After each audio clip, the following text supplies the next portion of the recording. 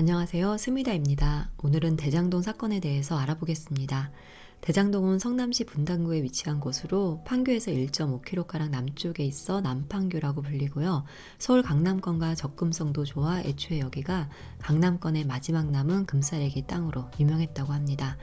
90년대 중후반에 일산하고 분당이 신도시로 개발되었고 2002년부터 판교가 개발되었고 그 다음부터 대장동을 개발해야 한다는 주장이 제기되었고요. 2005년 당시 이대엽 성남시장은 여기에 한국판 비버리힐즈를 조성하겠다라는 계획을 발표합니다. 그런데 2005년 현 LH인 대한주택공사가 공영 개발을 하겠다고 들어오면서 민간 개발과 공영 개발의 찬반 논쟁이 벌어졌고요. 2009년 10월 한국토지공사와 대한주택공사가 통합되어 현재 LH인 한국토지주택공사가 탄생되었고 이명박 대통령은 LH 출범식에 가서 새롭게 통합된 회사는 민간회사와 경쟁을 할 필요가 없다고 했고 대통령이 민간업자들이 참여한 건설 경기 활성화를 장려하는 상황에서 당시 민간개발업자들이 정치권의 압력도 행사해 LH는 결국 2010년에 이 사업에서 물러납니다. 이때부터 다시 투기업자들이 유입되면서 로비를 시작하고 토지 소유주들을 설득해 땅을 사들이기 시작합니다. 이때 민간업자로 등장하는 인물이 남욱 변호사이고요. 2012년 성남시설관리공단에서 이 사업을 민영과 간영으로 합동으로 추진을 하고 그때 성남시설관리공단 기획본부장이 지금도 기획본부장으로 나오는 유동규 씨이고요. 민영 쪽으로는 남욱 변호사가 대표인 판교 프로젝트 금융투자회사랑 같이 하려는 계획을 하지만 2013년 성남시 의회에서 찬반 논란이 뜨거워지면서 없던 일이 되었다가 결국 2015년 대장동을 민간 합동으로 컨소시엄, 즉 공동 목적을 위해 조직된 협회나 조합을 결성해서 가는 걸로 결정이 되었습니다. 대장동 개발 사업은 분당 대장동 일대 92만 제곱미터에 총 5,903가구를 짓는 1조 6천억짜리 큰 사업으로 민간 사업자 공고에 하나은행 컨소시엄, KDB 컨소시엄, 메리츠증권 컨소시엄 세 군데가 지원을 했고요.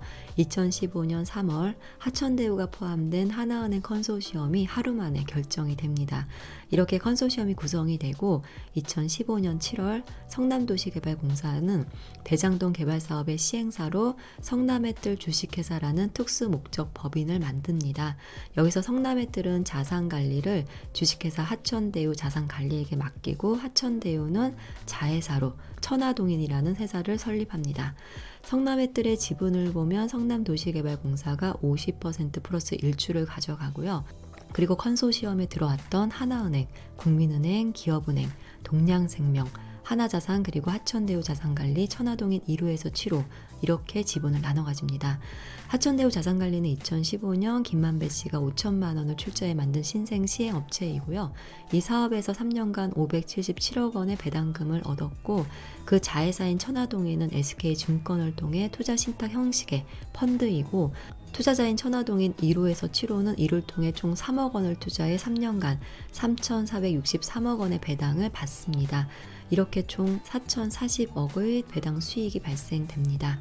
그런데 성남도시개발공사가 이들보다 훨씬 많은 금액인 25억 원을 투자해 1,830억 원이라는 배당을 받았고 투자금에 비해 배당이 너무 적었기에 의혹이 생겼습니다. 그럼 이런 계약들이 어떻게 이루어졌을까요? 이 회사들은 처음에 계약을 할 때 개발 이익을 어떻게 나눌지를 계약서에 명시를 해놨었는데요.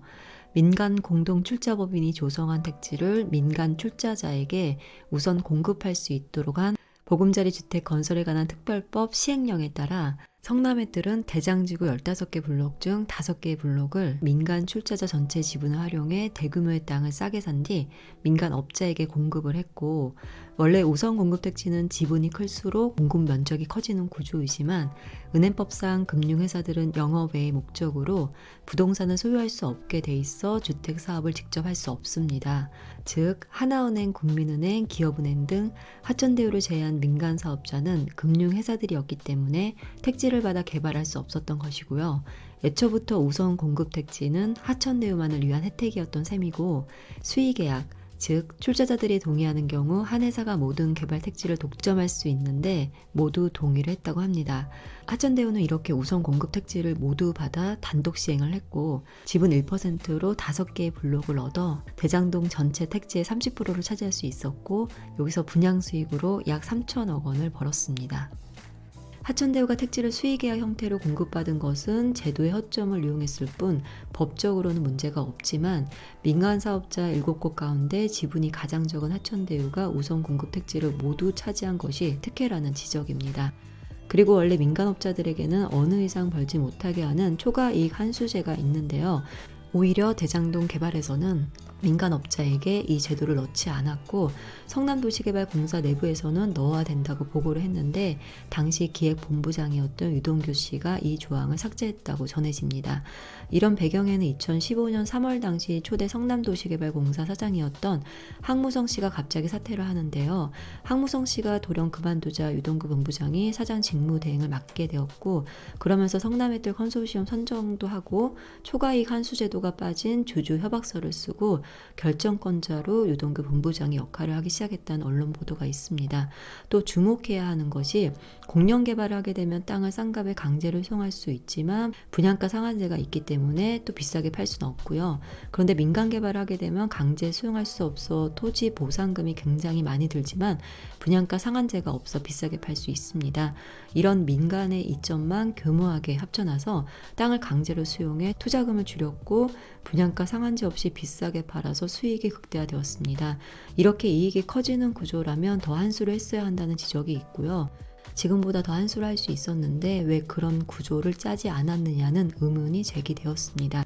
그럼 하천대유 4인방과 50억 클럽 관련 인물들을 살펴보겠습니다. 천화동인 1호인 김만배 씨는 1억 465만 원을 넣어서 약 1,208억 원의 배당금을 받았고요. 2호인 김만배 씨 부인은 872만 원을 투자해 약 101억 원을 받았고 3호는 김만배 씨 누나 872만 원 투자해 약 101억 원을 받았고요. 4호는 남욱 변호사이고요. 8,721만 원을 투자해 약 1,007억 원을 받았고 5호 정영학 회계사는 5,581만 원을 투자해 약 644억 원을 받았고 5호 조현성 변호사는 2,442만 원을 투자해 약 282억 원, 7호인 김만배 씨와 법조 동료 기자 배모 씨는 1,046만 원을 투자해 121억 원을 받았습니다. 김만배 씨는 원래 법조로 유명한 한국일보 출신이고 머니투데이로 옮겨 법조 팀장을 20년 동안 한 어마어마한 인맥으로 이 사업의 정관계, 법조계 등 로비를 한 인물로 밝혀졌는데요. 대구가 지역구인 각상도 의원이 등장하는 것은 사업이 시작된 2015년은 박근혜 정부 시절이었고 각상도 의원은 첫 민정수석이었습니다. 하천대유 고문을 맡은 원유철 의원은 그 시절 경기도 정무부지사였고요. 언론에서는 그 연결고리로 김만배 씨를 지목했습니다. 남욱 변호사는 개발 초기부터 민영 개발을 위해 정성을 들여 원주민의 땅을 사들였고 여기서 수익이 나기 전까지 회사의 운영자금을 대출을 받아 조달하였고요. 그러던 중 2015년 대장동을 민영 개발로 바꿔달라는 청탁 혐의로 구속 기소되었지만 결국 무죄 판결 받았습니다. 이때 변호를 맡은 사람이 박영수 전 특검과 천화동인 6호인 조현성 변호사입니다. 천화동인 멤버들은 땅을 사들이며 이미 너무 많은 금액을 투자했기 때문에 여기에서 절대 손을 뗄 수가 없었고 어마어마하게 대출 빚이 늘어나는 상황에서 무조건 이 사업을 성공시켜야만 되는 배경이 됩니다. 남욱 변호사는 자신의 대학 후배인 정민용 변호사를 성남도시개발공사에 소개해 입사하도록 하는데 관여를 했고요. 이후 정민용 변호사는 유동규 전 본부장의 측근으로 전략사업실 투자사업팀장으로 일합니다. 2015년 하천대유가 포함된 하나은행 컨소시엄이 개발 사업자로 선정될 때 심사위원으로 참여했고 하천대유를 중심으로 한 모집 요강을 만들기도 한 인물입니다. 남 변호사는 JTBC와의 인터뷰에서 정 변호사 입사 관여에 대해 당시에 사업에 도움이 될 것이라고 생각하는 것은 맞다고 언급한 바 있습니다. 이후 정민영 변호사는 2020년 말 유동규 전 기획본부장과 유원홀딩스를 세웠고 검찰은 하천대유가 이 회사로 35억 원을 보낸 사실을 확인했습니다. 유동규 전 성남도시개발공사 기획본부장은 2008년 분당에서 아파트 리모델링 재건축 조합장이었습니다. 2010년 이재명 후보가 성남시장에 당선될 때 자기 발로 캠프를 찾아가 지지를 선언하면서 돕겠다라고 했다고 이재명 후보가 시장이 되면서 인수위 도시건설분과 간사, 성남시설관리공단 기획본부장이자 사장 대행을 하고 경기관광공사 사장까지 합니다. 하천대유와 천화동인의 배당금 수익 구조를 설계한 것으로 알려진 인물로 받았고 업무상 배임 혐의와 대장동 일당으로부터 2013년 3억 5,200만 원의 뇌물을 받고 700억 원의 뇌물을 약속받았다는 혐의로 구속 기소되어 재판 중입니다. 정영학 회계사 녹취록에 대장동 개발 사업자들로부터 50억 원을 이미 받았거나 받기로 약정했다는 50억 클럽 6명은 첫 번째 권순일 전 대법관은 작년 7월 이재명 지사 공직선거법 위반 무죄 취지 파기 환승 때 대법원 전원 합의체에서 5대5로 팽팽하게 찬반이 이루어졌을 때 무죄 쪽으로 손을 들어줘 6대5가 되면서 마지막에 대법원장도 손을 들어줘 7대5로 끝난 그 사건이 그래서 로비가 있었는지가 관건이고 2020년 9월 퇴임 이후 화천대유에서 고문으로 월 1,500만 원씩 고문료 1억 5천만 원을 받았고 수수 의혹이 논란이 되자 받은 보수 전액을 기부합니다. 두 번째 박영수 전 특별검사는 2015년 대장동 로비 사건 때 남욱 변호사 변호를 했고요. 2016년 하천대유 고문에 이촉되었다가 특검에 임명되면서 사직했습니다. 딸이 하천대유에서 근무를 했고 현재 시세가 15억 원인 대장동 아파트를 분양받았고 성과 퇴직금 등으로 50억 원을 받기로 약속한 의혹이 있습니다. 세 번째 각상도 국회의원은 2015년 김만배 씨의 부탁을 받아 하천대유가 참여한 성남의 뜰 컨소시엄이 무산되지 않도록 하나금융 지주의 영향력을 행사해 도움을 준 대가로 아들이 하천대유에서 퇴직금 등 50억 원의 수수 의혹에 이슈가 불거지자 국민의힘을 탈당했습니다. 하천대유 측은 회사 내부 지급 기준과 절차에 따라 합법적으로 각 씨에게 퇴직금을 지급했다고 해명하고 각 씨가 경무에 시달리면서 얻게 된 질병으로 산재도 퇴직 사유이고 이에 따른 위로금도 포함되어 있다고 부연 설명했습니다. 네 번째 김순환 전 검찰총장은 2019년 9월부터 2020년 6월까지 하천대유의 법률 자문, 경영 자문으로 활동하고요. 다섯 번째 박근혜 정권 민정수석이었던 최재견 전 민정수석 비서관이 있고 여섯 번째 언론사 회장인 홍모 씨는 2019년 무렵부터 김만배 씨에게 세 차례에 걸쳐 차용증을 쓰고 수십억 원을 빌린 것으로 알려져 있습니다. 그리고 2015년 대장동 로비 사건을 수사했던 강찬우 전 수험지검장, 최순실 씨를 변호했던 이경재 변호사 등도 하천대유에서 수년간 법률 고문이었다고 보도되었습니다. 50억 클럽 이들은 전혀 사실 무근이라고 부인을 하고 있고요. 그렇지만 남욱 변호사는 JTBC와의 인터뷰에서 김만배 씨가 350억 원의 로비 비용이 든다는 얘기를 했다. 50억 원씩 7명에게 350억 원을 주기로 했다. 7명이 누구인지 구체적으로 얘기를 했다. 지금 언론에 나오는 분들이다 라고 말했습니다. 대장동 4인방인 유동규, 김만배, 남욱, 정영학 씨의 공통된 혐의는 배임이고요. 2015년 성남도시개발공사가 하천대유 측에 이익을 몰아주도록 공모해 공사에 최소 1,827억 원의 손해를 끼친 배임 혐의 등을 받고 있고 뇌물 공여와 횡령도 주요 혐의입니다. 그럼 천화동인 5호인 정영학 변호사가 왜 스스로 녹취를 공개하고 진술했을까요? 그 이유는 자수로 인해 정산 참작이 될 수 있고 유착 쪽에서는 본인이 적극적으로 관여한 게 없기 때문이라는 보도가 있습니다. 녹취록 내용에서는 뇌물 로비 정황과 수입 배분을 가지고 갈등이 있었다라는 게 여러 차례 드러났는데요. 성남시의회 의장에게 30억 원, 성남시의회 의원에게 20억 원이 전달됐다. 실타는 350억 원이라고 말한 부분이 있고 김만배 씨가 천화동인 1호는 내 것이 아니라는 걸 다들 알지 않느냐. 그 절반은 구분 것이고 그 절반의 절반은 성남도시개발 핵심 관계자 A씨의 것이다라는 내용도 담겨 있다고 합니다. 그러면서 유동규 전 본부장이 700억 원을 요구하면서 문제가 발생했고 김만배 씨는 남욱 변호사 정영학 회계사에게 700억 원을 유 전 본부장에게 조화한다고 했다고 합니다. 배당 몫을 두고 서로 다투는 과정에서 정 회계사는 이때인 2019년부터 일이 잘못돼 간다고 보고 녹음과 촬영을 시작했다고 합니다. 하천대유와 천화동인 1호 두 회사에 모두 사내이사로 등재되어 있는 이한성 씨는 이재명 후보 측근으로 알려진 이하영 전 열린우리당 의원 보좌관 출신이기도 합니다. 2018년 지방선거 때 이재명 캠프에서 선대 본부장이었던 이하영 전 의원은 이재명 후보 당선 뒤에는 경기 평화부지사를 지냈고 현재 경기도 출자 기관인 킨텍스 대표이사로 있습니다. 이한성 씨는 지산 겸가 희겸이라는 부동산 개발업체의 사내이사에도 이름을 올렸는데요. 되성호도 주역에서 이름을 따온 하천대유와 관계사입니다. 이재명의 부지사 이화영, 이화영의 보좌관 이한성이라는 라인이 형성되는 과정에서 이한성 씨가 하천대유와 정치권 사이에 연결고리 역할을 한 핵심 인물이 아니냐 하는 의혹이 계속 제기되어 왔습니다. 12월 10일 유한기 전 성남도시개발공사 개발사업본부장이 극단적 선택을 했는데요. 남욱 변호사와 정영학 회계사에게 대장동 개발 사업 추진 당시 2억 원의 뇌물을 받은 혐의가 적용되어 14일 법원에서 구속심사를 받을 예정이었습니다.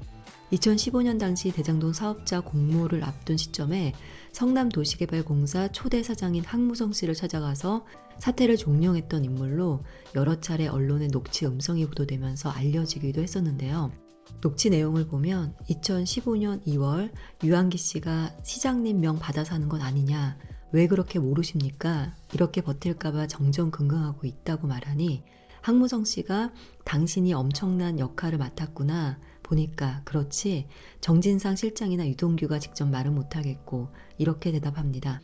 검찰이 유한기 본부장 사살 전 청구한 영장에서 황 사장 사퇴 압박에 대한 혐의는 빠져 있지만 본격적인 수사가 이루어지지 않았을 뿐이지 검찰에서의 진술에는 이것이 정진상 정책실장, 유동규 본부장, 시장의 명을 받은 이런 사람들의 지시로 내가 와서 황무성 씨 당신을 압박하는 거다, 그러한 진술이 들어있었다라고 합니다.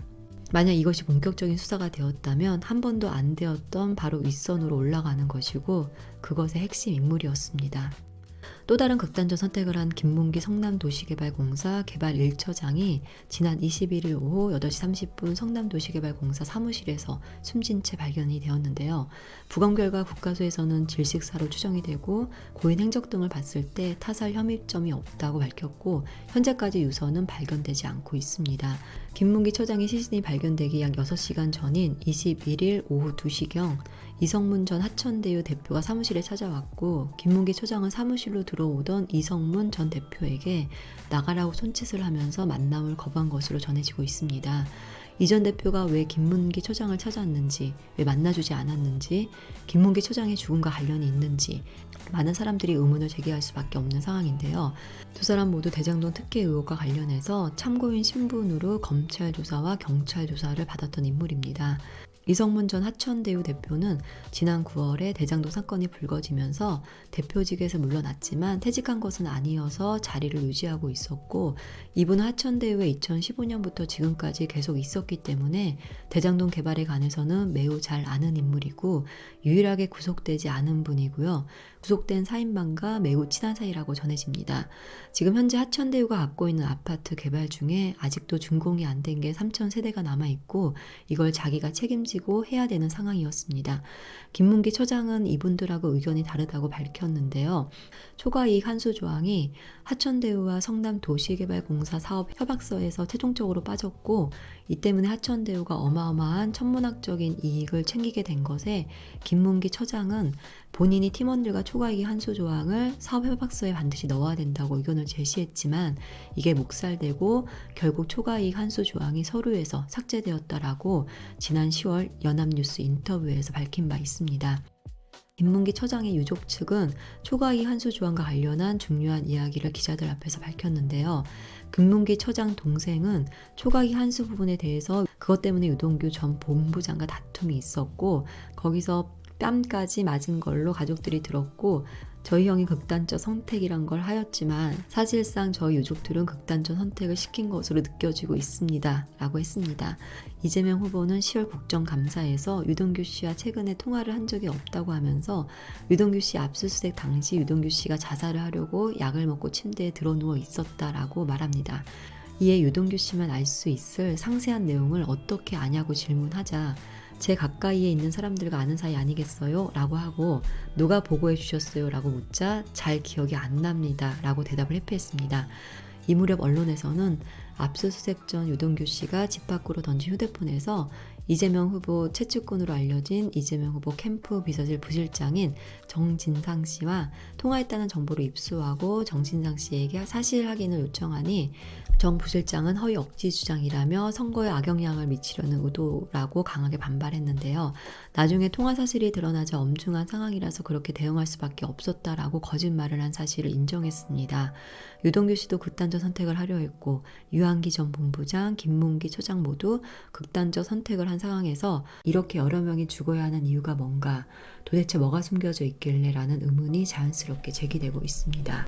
또 다른 의혹은 대장동 의혹이 터지고 나서 10년 전 윤석열 후보가 주인 검사였던 부산저축은행 수사가 부실했다는 의혹도 등장을 했는데요.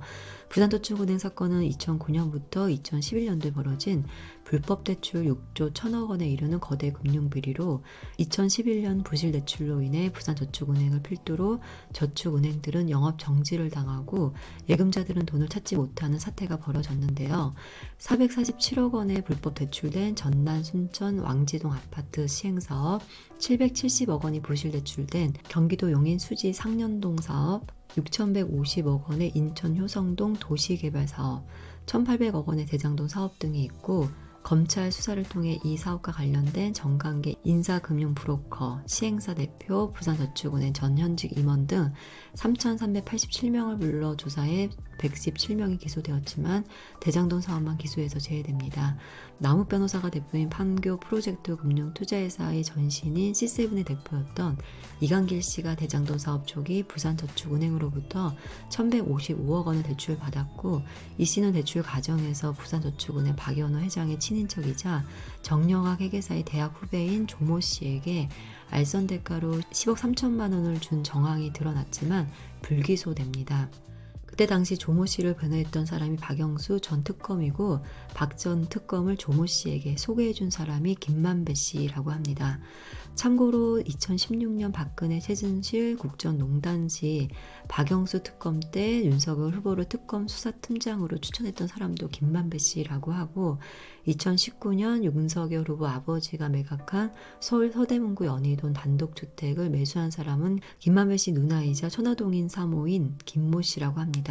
결국 조모 씨는 그때 기소가 되지 않았지만 2015년 같은 사건으로 기소가 되면서 그 당시 왜 기소를 안 했냐 하는 문제가 제기가 되었고, 여기에 윤석열 후보는 당시 수사의 줄기는 부산저축은행이 외부에 페이퍼 컴퍼니를 세워놓고 직접 부동산 시행을 했던 것이 주된 것이라며 가지는 다치고 성 굵은 수사를 한다고 했지만, C7은 부산저축은행을 포함해 11개 저축은행으로부터 빌린 1,800억 원이 부실 대출이었고 10억 3천만 원의 알선 수재를 해서 대가로 돈을 받았던 사람을 그냥 넘어갔으니 부실수사였는지 봐주기식 수사였는지 하는 의혹이 있습니다. 막대한 규모의 불법 대출이 수사를 피하면서 결국 LH가 빠진 이후 민간 업자들의 돈줄을 부산저축은행이 담당했던 것입니다. 박영수 전 특검의 딸과 정진상 부실장, 정영학 회계사의 여동생, 이한성 하천대유 공동대표, 이재명 후보가 변호사 시절 사무장이었던 장형철 경기연구원 경련부원장은 대장동 아파트를 분양받았고요. 서울중앙지검 수사팀은 지난 9월 수사를 개시하면서 성남시를 압수수색하지 않아 시작부터 부실수사, 꼬리자르기 수사라는 비판을 받았고요. 언론이 안 좋자 수사팀은 출범 16일 만인 10월 15일에서야 성남시청을 압수수색했습니다. 일선 검사들은 핵심 자료들이 남아있다고 보기 어려운 상태에서 이루어진 보여주기식 수사라고 지적했고, 법조인들은 이재명 당시 시장과 정 부실장 등을 포함해 인허가에 관여한 성남시 인사들은 다 빠져나갔고 형식적인 조사조차 이루어지지 않았다며 전형적인 눈치보기 수사라고 지적했습니다. 지금까지 대장동 사건에 대해서 알아봤습니다. 감사합니다.